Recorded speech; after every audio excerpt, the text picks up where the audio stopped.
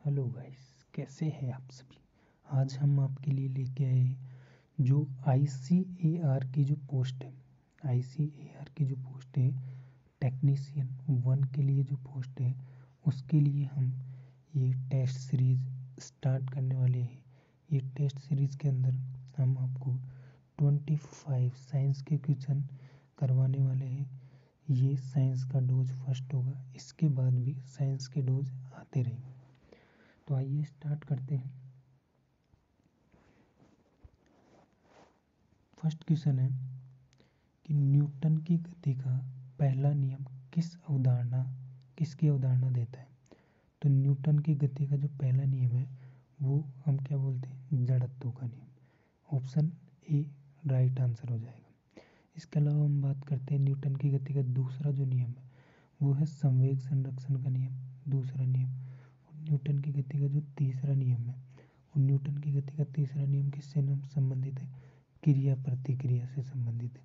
क्रिया प्रतिक्रिया का जो नियम है न्यूटन की गति का थर्ड नियम है। आइए नेक्स्ट देखते हैं। अगला क्वेश्चन है, हीरे के चमकने का कारण क्या है।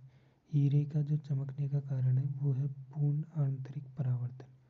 पूर्ण आंतरिक परावर्तन आंसर हो जाएगा। नेक्स्ट देखते हैं, चींटियों द्वारा उत्पादित अम्ल को क्या कहा जाता है। चींटियों के द्वारा डंक लगाया जाता है, उसमें जो अम्ल होता है उसे फॉर्मिक अम्ल कहते हैं। फॉर्मिक अम्ल उसे कहते हैं। इस फॉर्मिक अम्ल को मैथेनोइक अम्ल भी हम कह सकते हैं। फॉर्मिक अम्ल को एक मैथेनोइक अम्ल के नाम से भी जानते हैं। मैथेनोइक अम्ल, मैथेनोइक अम्ल भी इसको कहते हैं। एसिटिक अम्ल जो होता है वो किसके अंदर होता है। एसिटिक अम्ल जो होता है वो सिरका के अंदर होता है। जो सिरका होता है, सिरका के अंदर एसिटिक अम्ल होता है। आगे नेक्स्ट चलते हैं। कौन सी एक धातु नहीं है। तो हम देखते हैं कौन सी एक धातु नहीं है। तांबा एक धातु है। तांबा एक धातु है। चांदी भी एक धातु है। लेड भी एक धातु है। बिस्मिथ भी एक धातु है। लेकिन अगर हम ऑप्शन को ध्यान से देखें तो बिस्मुथ जो है एक ऑप्शनों में से धात्विक गुण प्रकृति की है बिस्मिथ, लेकिन इसका धात्विक गुण जो है वो अन्य धातुओं की तुलना में कम है। अर्थात ये क्या है, भ्रंगुर धातु है। क्या है ये, भ्रंगुर प्रकृति की धातु है। इस कारण ऑप्शन 4 राइट हो जाएगा। नेक्स्ट देखते हैं, वह अभिक्रिया क्या कहलाती है जिसमें ऑक्सीकरण और अपचयन होते हैं। ऐसी अभिक्रिया को क्या कहते हैं, रेडॉक्स अभिक्रिया कहते हैं। ऐसी अभिक्रिया को रेडॉक्स अभिक्रिया कहते हैं। उष्मा सेपी क्या होता है, जिसमें उष्मा का उत्सर्जन होता है। उष्मा शोषी क्या होता है, जिसमें उष्मा का अवशोषण होता है, उसमें उष्मा शोषी कहते हैं। नेक्स्ट चलते हैं, निम्न में से कौन सा हार्मोन पौधों की वृद्धि अवरोधक का काम करते हैं। कुछ हार्मोन होते हैं जैसे ऑक्सिन, ये वृद्धि को बढ़ाने वाले हार्मोन। कैसे हार्मोन है, वृद्धि की बढ़ाने वाले हार्मोन। लेकिन कुछ ऐसे हार्मोन होते हैं जो वृद्धि को घटाने वाले हार्मोन होते हैं। वो ऐसे कौन से हार्मोन है वृद्धि को घटाने वाले, वो एब्सिसिक अम्ल। एब्सिसिक अम्ल जो है वृद्धि अवरोधक हार्मोन कहलाते हैं। नेक्स्ट देखते हैं हम, शरीर में डीएनए का कार्य क्या है। शरीर में डीएनए जो होता है वो आनुवंशिकता के लिए जिम्मेदार है। शरीर में जो डीएनए होता है किसके लिए जिम्मेदार है, आनुवंशिकता के लिए जिम्मेदार है। नेक्स्ट देखते हैं, एक घरेलू गैस सिलेंडर में एलपीजी किसके रूप में संग्रहित की जाती है। एक घरेलू गैस सिलेंडर में एलपीजी जो होती है वो ऑप्शन सी तरल गैस के रूप में संग्रहित की जाती है। ऑप्शन सी राइट आंसर हो जाएगा। इसके अलावा एलपीजी जो होती है उसका पूरा नाम है liquid petroleum gas. Full form क्या है इसकी, लिक्विड पेट्रोलियम गैस।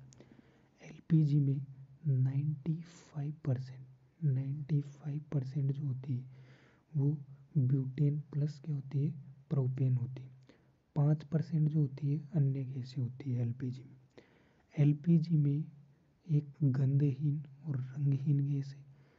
तो जब एलपीजी का लीकेज होता है तो हमें कैसे पता चलता है? एलपीजी का लीकेज होता है तब हमें पता चलता है, इसमें एक गैस मिलाई जाती है जिसे बोलते हैं मिथाइल मरकैप्टन। कौन सी? Methyl mercaptan. मरकैप्टन जो है मिलाई जाती है, जिसके कारण गंध जो होती है उसका हमें पता चल जाता है। नेक्स्ट क्वेश्चन, एक से अधिक कोशिकाओं से बने जीवों के समूह को क्या कहते हैं? तो उन्हें बहुकोशिकीय समूह कहते हैं। उन्हें क्या कहते हैं? बहुकोशिकीय जीव, जिनका शरीर एक से अधिक कोशिकाओं से निर्मित होता है। नेक्स्ट देखते हैं, निम्न में से कौन सा दर्पण आमतौर पर वाहन के रियर व्यू, रियर मतलब पीछे के दृश्य को देखने के लिए, पीछे के दृश्य को देखने के लिए किसका प्रयोग करते हैं? उत्तल लेंस का। उत्तल लेंस का पीछे के दृश्य को देखने के लिए करते हैं। और वाहनों के हेडलैम्प में कौन सा दर्पण होता है? अवतल दर्पण का हम प्रयोग करते हैं। अवतल दर्पण का प्रयोग चिकित्सा क्षेत्र में डॉक्टर के द्वारा हमारे दांतों को ऐसे देखने में, सर्जरी में इस प्रकार से किया जाता है। इसके अलावा जो शोर कुकर होता है,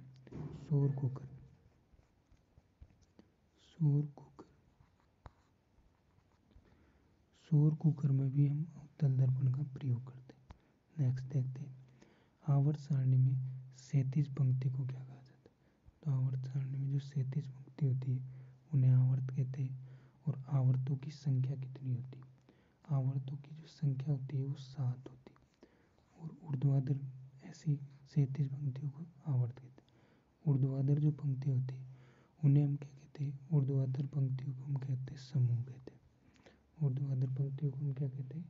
समूह कहते हैं। और समूह की संख्या कितनी होती है? 18 होती है। समूह की संख्या कितनी होती है? 18 होती है। नेक्स्ट चलते हैं, पौधों को अतिरिक्त पानी से छुटकारा कौन दिलाता है? तो पौधों को अतिरिक्त पानी से जो छुटकारा है वो क्रिया दिलाती है वाष्पोत्सर्जन दिलाती है। प्रकाश संश्लेषण, ये भी पौधों की क्रिया है जिसमें प्रकाश, सूर्य के प्रकाश को ग्रहण करते हैं। पत्तों का गिरना क्रिया कहलाती है विलगन। श्वसन होता है ये। नेक्स्ट देखते हैं, वायु दाब मापने के लिए कौन सा उपकरण प्रयोग में लिया जाता है? वायु दाब मापने के लिए हम किसका प्रयोग करते हैं? बैरोमीटर का प्रयोग। इसके अलावा और ऑप्शन हम देख लेते हैं, थर्मामीटर का जो प्रयोग है वो टेम्परेचर के लिए किया जाता है। सिस्मोग्राफ का प्रयोग जो होता है वो भूकंप को मापने के लिए किया जाता है।